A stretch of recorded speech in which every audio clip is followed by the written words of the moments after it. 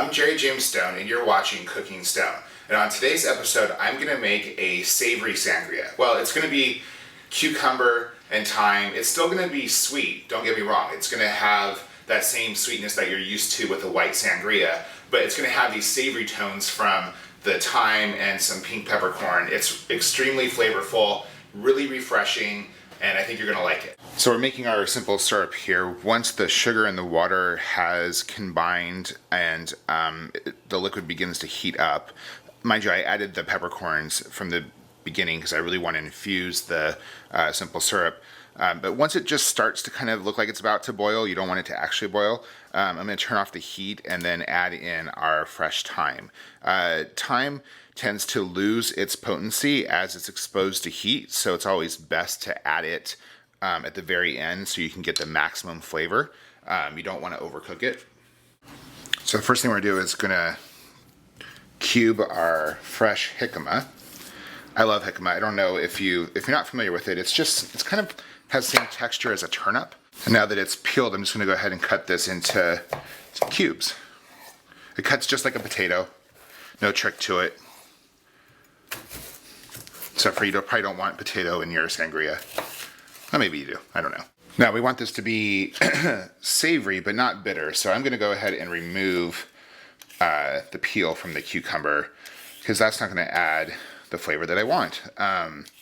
You can leave a little bit on, like, these little streaks right here, but you really don't want the bulk of this peel to be on there. It will bitter the sangria. So removing as much of it as possible. Let's go ahead and slice these fairly thin. I'm going to use the bulk of them in the sangria, and then, well, I guess I'm going to use all of them in the sangria, but I'm going to set aside some of them for garnish. So the first thing we're going to do is add a cup of our jicama here. Then we're going to add in our cucumber slices. Remember, not all of them. We're going to use some of them for garnish.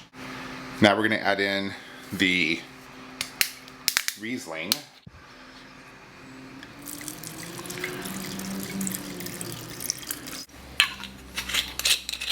Just going to let that steep and kind of get that cucumber flavor. And while that happens, I'm going to go chop up my apple. The reason I'm letting this steep, not steep, but the reason I'm letting the cucumber soak in the wine is I want to infuse the wine with that jicama and that cucumber flavor. And when you chop up your apple, it oxidizes, so I kind of save that for the last step, so that way when I add it to the sangria, it's not going to be brown, which no one wants that. Now I'm going to go and add in the cubed apple. Let's add the remaining wine. Just give that a stir. Mixing up the jicama and the apple and the cucumber. How lovely does that look? It's pretty damn tasty to me. Now I'm going to add just a little bit of lime juice. Now I'm going to add in our thyme and pink peppercorn simple syrup.